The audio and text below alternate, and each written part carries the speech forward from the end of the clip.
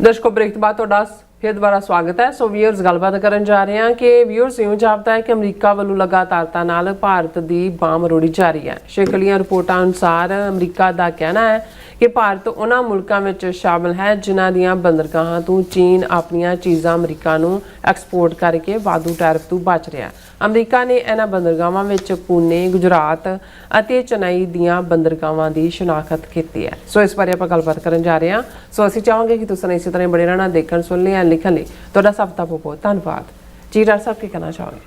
देखो बहुत वार ये हुंदा है भी ਜਿਹੜੇ ਲੋਕ ਇਹ ਸਮਝਦੇ ਨੇ ਵੀ ਅਸੀਂ ਬਹੁਤ ਸਿਆਣੇ ਤੇ ਸਾਡੇ ਪੰਜਾਬੀ ਦੇ ਵਿੱਚ ਇਹ ਜਿਹੜਾ ਅਖਾਣ ਵੀ ਹੈ ਕਿ ਵੀ ਕਾਂ ਨੂੰ ਬਹੁਤ ਸਿਆਣਾ ਮੰਨਿਆ ਜਾਂਦਾ ਹੈ ਕਿ ਅਸੀਂ ਇਹ ਕਹਿੰਦੇ ਹਾਂ ਵੀ ਸਿਆਣਾ ਕਾਂ ਗੂੰ ਦੇ ਉੱਤੇ ਡਿੱਗਦਾ।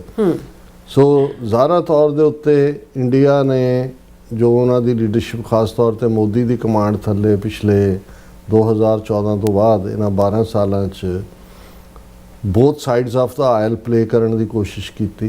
ਰਸ਼ੀਆ ਦੇ ਖੈਮੇ 'ਚ ਤਾਂ ਪੁਰਾਣੇ ਵਕਤ ਹੋਈ ਸੀ, ਪਰ ਇੱਧਰ ਅਮਰੀਕਾ ਦੇ ਨਾਲ ਵੀ ਔਰ ਇਜ਼ਰਾਈਲ ਦੇ ਨਾਲ ਤਾਂ ਜਿਹੜਾ ਉਹ ਫਾਦਰ ਤੇ ਮਦਰ ਵਾਲਾ ਰਿਸ਼ਤਾ ਦੱਸਣ ਦੀ ਕੋਸ਼ਿਸ਼ ਕੀਤੀ। ਟਰੰਪ ਦੀ ਪਹਿਲੀ ਟਰਮ ਵੇਲੇ ਕਿਸੇ ਹੱਦ ਤੱਕ ਟਰੰਪ ਐਡਮਿਨਿਸਟ੍ਰੇਸ਼ਨ ਨੂੰ ਫੂਲ ਕਰਨ 'ਚ, ਮੂਰਖ ਬਣਾਉਣ ਜਾਂ ਉੱਲੂ ਬਣਾਉਣ 'ਚ ਕਾਮਯਾਬ ਵੀ ਰਹੇ। ਔਰ ਉਸੇ ਪੀਰੀਅਡ 'ਚ ਇੰਡੀਆ ਨੇ 5 ਅਗਸਤ 2019 ਨੂੰ ਆਰਟੀਕਲ 370 ਖਤਮ ਕੀਤਾ। ਜੰਮੂ ਕਸ਼ਮੀਰ ਦਾ ਸੂਬੇ ਦਾ ਵਜੂਦ ਹੀ ਖਤਮ ਕਰ ਦਿੱਤਾ ਔਰ ਅਮਰੀਕਾ ਨੇ ਕੋਈ ਰਿਐਕਸ਼ਨ ਨਹੀਂ ਦਿੱਤਾ। ਹਾਲਾਂ ਅਮਰੀਕਾ ਦੀ ਵੀ ਲੌਂਗ ਸਟੈਂਡਿੰਗ ਪੋਜੀਸ਼ਨ ਇਹੀ ਰਹੀ ਹੈ ਕਿ ਡਿਸਪਿਊਟਡ ਟੈਰੀਟਰੀ ਹੈ ਔਰ ਜਿਹੜੇ ਯੂਨਾਈਟਿਡ ਨੇਸ਼ਨ ਸਿਕਿਉਰਿਟੀ ਕਾਉਂਸਲ ਦੇ ਰੈਜ਼ੋਲੂਸ਼ਨ ਨੇ ਉਹਨਾਂ ਦੇ ਮੁਤਾਬਕ ਉੱਥੇ ਜਿਹੜੀ ਹੈ ਰਾਏ ਸ਼ੁਮਾਰੀ ਜਾਂ ਪਲੇਬਿਸਾਈਟ ਜਿਹਦੇ ਲਈ ਲਫ਼ਜ਼ ਇਸਤੇਮਾਲ ਹੁੰਦਾ ਸੀ ਵੀ ਉਹ ਹੋਣਾ ਚਾਹੀਦਾ। ਸੈਕੰਡ ਟਰਮ ਟਰੰਪ ਦੀ ਜਿਹੜੀ ਇੱਕ ਗੈਪ ਤੋਂ ਬਾਅਦ ਬਾਈਡਨ ਵੇਲੇ ਵੀ ਉਹ ਉੱਲੂਪਣਾ ਜਾਰੀ ਰਿਹਾ। ਰਾਦਰ ਬਹੁਤ ਵੱਡੀ ਗਿਣਤੀ 'ਚ ਇੰਡੀਅਨ ਬਾਈਡਨ ਐਡਮਿਨਿਸਟ੍ਰੇਸ਼ਨ 'ਚ ਬੜੇ ਹੋਏ ਸੀ। ਉਹ ਰਸ਼ੀਅਨ ਆਇਲ ਵੀ ਲੈਂਦੇ ਰਹੇ, ਯੂਕਰੇਨ ਦੇ ਮੁੱਦੇ ਦੇ ਉੱਤੇ ਵੀ ਜਿਹੜਾ ਉਹ ਵੋਟ ਵੀ ਸਕਿਪ ਕਰਦੇ ਰਹੇ, ਰੂਸ ਦੇ ਹੱਕ 'ਚ ਖੜਦੇ ਰਹੇ। ਪਰ ਵਾਪਸ ਜਦੋਂ ਟਰੰਪ ਪਾਵਰ ਦੇ ਵਿੱਚ ਆਏ ਔਰ ਉਹਨਾਂ ਨੇ ਕਿਉਂਕਿ ਇਸ ਪੀਰੀਅਡ 'ਚ ਕਿਉਂਕਿ ਬ੍ਰਾਹਮਣ ਮਾਈਂਡ ਨੂੰ ਸਮਝਣਾ ਸੌਖਾ ਨਹੀਂ ਹੈ ਜੀ ਔਰ ਇਹੀ ਕਾਰਨ ਹੈ ਕਿ ਬਹੁਤ ਵਾਰ ਜਿਹੜੇ ਨਵੇਂ ਉਹਨਾਂ ਨੂੰ ਇੰਡੀਆ ਨਜ਼ਰ ਆਉਂਦਾ ਜਾਂ ਜਿਵੇਂ ਮੈਜੋਰਟੀ ਅਮਰੀਕਨ ਪਾਪੂਲੇਸ਼ਨ ਇੱਕ ਸਟੇਜ 'ਤੇ ਰਹੀ। ਹੁਣ ਤਾਂ ਪਿਊ ਸਰਵੇ ਜਿਹੜੀ ਇਹਨਾਂ ਦੀ ਇੰਸਟੀਚਿਊਟ ਹੈ ਮੈਂ ਦੇਖਦਾ ਉਹਨਾਂ 'ਚ 50% ਤੋਂ ਜ਼ਿਆਦਾ ਜਿਹੜੇ ਅਮਰੀਕਨ ਨੇ ਉਹ ਇੰਡੀਆ 'ਤੇ ਟਰਸਟ ਨਹੀਂ ਕਰਦੇ ਜੀ। ਲੇਕਿਨ ਇਹ ਗੱਲ ਪਹਿਲਾਂ ਨਹੀਂ ਸੀ। ਪਹਿਲਾਂ ਕਿਉਂਕਿ ਜਦੋਂ ਕੋਈ ਵੀ ਅਮਰੀਕਨ ਜਾਂ European India land of yoga, land of mysticism, ਜਿਵੇਂ ਮਜ਼ਹਬ ਉੱਥੇ ਹੀ ਜਿਹੜਾ ਰੂਹਾਨੀਅਤ ਉੱਥੇ ਹੀ ਹੈ, ਲੈਂਡ ਆਫ ਗਾਂਧੀ ਕਿਉਂਕਿ ਉਹਨਾਂ ਨੇ ਨੈਰੇਟਿਵ ਗਾਂਧੀ ਦਾ ਇਵੇਂ ਬਣਾਇਆ ਜਿਵੇਂ ਗਾਂਧੀ ਬੁੱਧ ਤੋਂ ਬਾਅਦ ਜਾਂ ਜੀਸਸ ਤੋਂ ਬਾਅਦ ਅਵਤਾਰ ਜੰਮ ਪਿਆ ਹੋਏ ਜਿਹੜਾ ਪੀਸ ਦਾ ਔਰ ਨਾਨ ਵਾਇਲੈਂਸ ਦਾ। ਇਹ ਉਹਨਾਂ ਦਾ ਇਹ ਕਾਮਯਾਬੀ ਵੀ ਅਸੀਂ ਕਹਿ ਸਕਦੇ ਹਾਂ ਕਿ ਬਈ ਉਹ ਗੁੱਡ ਮਾਰਕੀਟਰ ਨੇ, ਉਹਨਾਂ ਨੂੰ ਮਾਰਕੀਟਿੰਗ ਕਰਨੀ ਆਉਂਦੀ ਹੈ, ਉਹ ਝੂਠ ਨੂੰ ਵੀ ਸੱਚ ਬਣਾ। ਪਰ ਇਨ ਦਾ ਐਂਡ ਝੂਠ ਤਾਂ ਝੂਠ ਹੁੰਦਾ, ਪਾਜ ਮਲਮਾ ਰਹਿ ਜਾਂਦਾ ਹੁੰਦਾ। ਹੁਣ ਟਰੰਪ ਨੇ ਸੈਕੰਡ ਟਰਮ ਵੇਲੇ ਉਹਨੇ ਦੇਖਿਆ ਵੀ ਇਹਨਾਂ ਵਾਲਾ ਹੀ ਕੰਮ ਕਰੋ ਵੀ ਮੂੰਹ ਚੋਪੜੀਆਂ ਗੱਲਾਂ ਕਰੀ ਜਾਓ, ਮਾਈ ਫਰੈਂਡ ਪਰ ਇਹਨਾਂ ਨੂੰ ਹਕੀਕਤ ਇਹਨਾਂ ਦੀ ਬਾਂਹ ਜਿਹੜੀ ਆਪਣੇ ਹੱਥ 'ਚ ਰੱਖੋ ਤੇ ਜਦੋਂ ਥੋੜੀ ਚਿੜਕ ਕਰਨ ਹੋਰ ਬਾਂਹ ਮਰੋੜ ਦਿਓ। ਸੋ ਅਸੀਂ ਕਿੰਨੇ ਮੁੱਦਿਆਂ ਤੇ ਦੇਖਿਆ ਔਰ ਟੈਰਿਫ ਜਦੋਂ ਲਾਗੂ ਕੀਤਾ ਸਾਰਿਆਂ ਨੂੰ ਉਹਨਾਂ ਨੇ ਕਿਹਾ ਔਰ ਰਿਪੀਟਡਲੀ ਟਰੰਪ ਨੇ ਕਿਹਾ ਵੀ ਇੰਡੀਆ ਬਹੁਤ ਕਨਿੰਗ, ਉਹਨਾਂ ਨੇ ਸਾਨੂੰ ਬਹੁਤ ਲੁੱਟਿਆ ਹੈ, ਸਭ ਤੋਂ ਵਰਸਟ ਇਹਨਾਂ ਦੇ ਨਾਲ ਡੀਲ ਕਰਨਾ ਹੈ। ਇਹ ਸਾਡੋਂ ਜਿਹੜਾ ਇੰਨੀ ਟੈਰਿਫ ਜਿਹੜਾ ਸਾਡੀਆਂ ਚੀਜ਼ਾਂ 'ਤੇ ਜਿਹੜਾ ਹੈ ਉਹ ਸਾਡਾ ਫਾਇਦਾ ਚੱਕਿਆ ਇਹਨਾਂ ਨੇ। ਬੜੀਆਂ ਡੀਟੇਲਸ ਉਹਨਾਂ ਨੇ ਦਿੱਤੀਆਂ, ਮੋਟਰਸਾਈਕਲਾਂ ਦਾ ਹੋਏ ਦੂਜਾ ਹੋਏ। ਫਿਰ ਹੌਲੀ ਜਦੋਂ ਟਰੰਪ ਨੇ ਆਪਣੀ ਟੈਰਿਫ ਦੀ ਸਟਿਕ ਕੱਢੀ ਤੇ ਇੰਡੀਆ ਦੇ ਉੱਤੇ ਵੀ ਜ਼ੋਰਦਾਰ ਮਾਰੀ। ਫਿਰ ਇੰਡੀਆ ਨੇ ਟ੍ਰੇਡ ਡੀਲ ਸਾਈਨ ਕਰਨ ਵੱਲ ਜਿਹੜੀ ਡਿਸਕਸ ਕਰਨ ਵੱਲ ਕਦਮ ਵਧਾਏ। 18% ਫਿਰ ਵੀ ਉਹਨਾਂ ਨੇ 18 ਕਿ 20% ਟੈਰਿਫ ਜਿਹੜੀ ਹੈ ਉਹ ਸਟੈਂਡਰਡ ਜਿਹੀ ਰੱਖ ਦਿੱਤੀ, 20% ਜਾਂ ਸਮਥਿੰਗ ਕਿ ਬਈ ਇਹ ਹੋਏਗੀ ਕਿਉਂਕਿ ਉਹਨਾਂ ਨੇ ਕਿਹਾ ਵੀ ਇੰਡੀਆ ਵੀ ਇਹਨੇ $45 ਬਿਲੀਅਨ ਦਾ ਸਰਪਲਸ ਕਰ। ਹੁਣ ਟਰੰਪ ਨੂੰ ਇਹ ਪਤਾ ਵੀ ਇਹ ਟੈਰਿਫ ਸਟਿਕ ਹੀ ਹੈ। ਬਾਕੀ ਜੋ H1B ਵੀਜ਼ਿਆਂ ਦਾ ਹਾਲ ਕੀਤਾ ਹੈ, ਜੋ ਇਹਨਾਂ ਦੇ ਕ੍ਰਿਮੀਨਲਸ ਨੂੰ ਫੜਨਾ ਸ਼ੁਰੂ ਕੀਤਾ ਹੋਇਆ ਹੈ ਔਰ ਉਹ ਸਾਰੇ ਜਿਹੜੇ ਨੇ ਹਾਰਡ ਬਾਲ ਆਪਰੇਸ਼ਨ ਵਰਗਾ ਆਪਰੇਸ਼ਨ ਜਿਹਦੇ 'ਚ ਇਹਨਾਂ ਦੇ ਗੈਂਗਸਟਰਸ ਨੂੰ ਦੂਜਾ ਅਮਰੀਕਨ ਅਦਾਲਤਾਂ ਰਾਹੀਂ ਨਿਖਲ ਗੁਪਤਾ ਇਹ ਸਾਰਾ ਤਾਂ ਕੰਟੀਨਿਊ ਹੈ।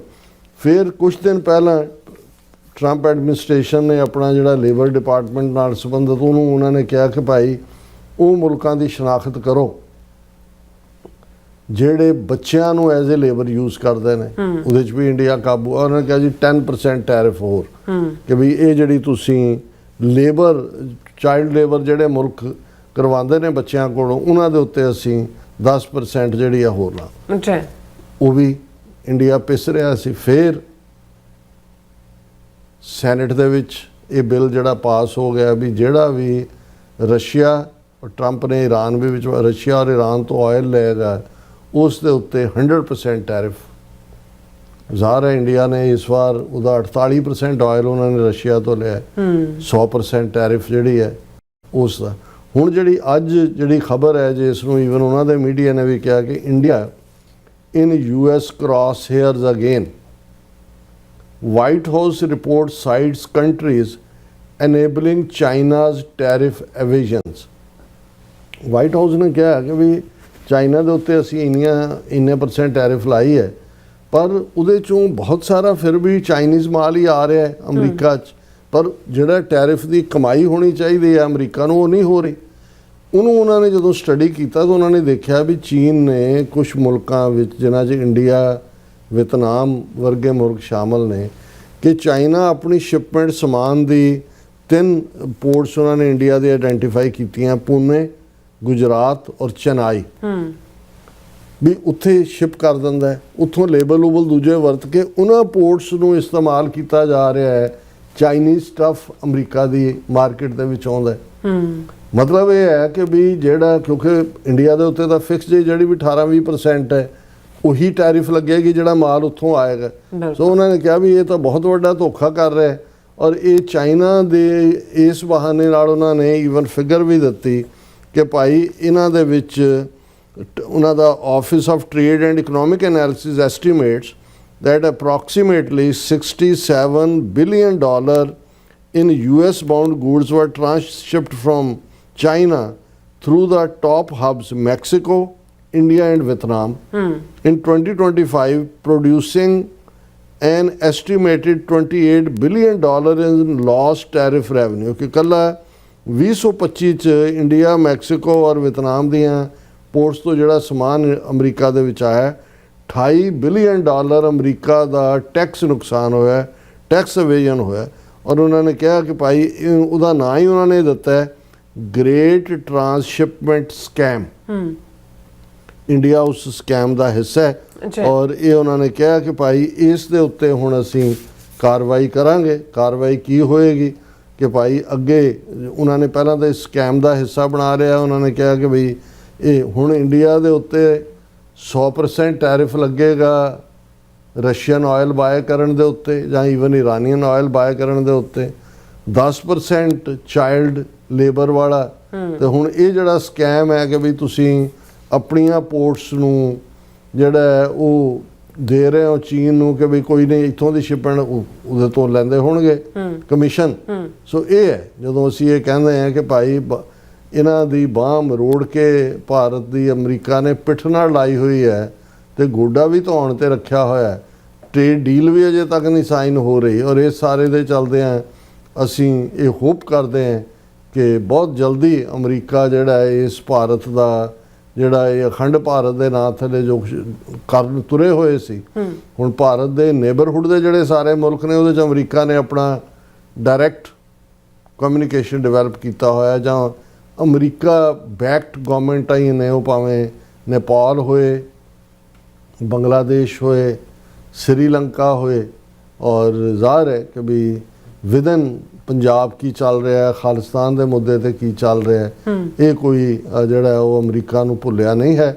ਔਰ ਜਿਵੇਂ ਜਿਹੜਾ ਰੈਫਰੈਂਡਮ ਸੰਡੇ 16 ਅਗਸਤ ਨੂੰ ਹੋਣ ਜਾ ਰਿਹਾ ਇੰਡੀਅਨੈਪਲਿਸ 'ਚ, ਉਹਨਾਂ ਦੀ ਟੀਮ ਵੱਲੋਂ ਹੀ ਅੱਜ ਦੱਸਿਆ ਗਿਆ ਸੀ ਕਿ ਵੀ FBI ਦੀ ਟੀਮ ਉਹਨਾਂ ਦੇ ਕੈਂਪ ਸਾਈਟ ਜਿਹੜਾ ਗੁਰਦੁਆਰਾ ਗੁਰੂ ਹਰਗੋਬਿੰਦ ਸਾਹਿਬ ਗ੍ਰੀਨਵੁੱਡ ਹੈ ਉਹਦੇ 'ਚ ਆਈ FBI ਦੀ ਟੀਮ।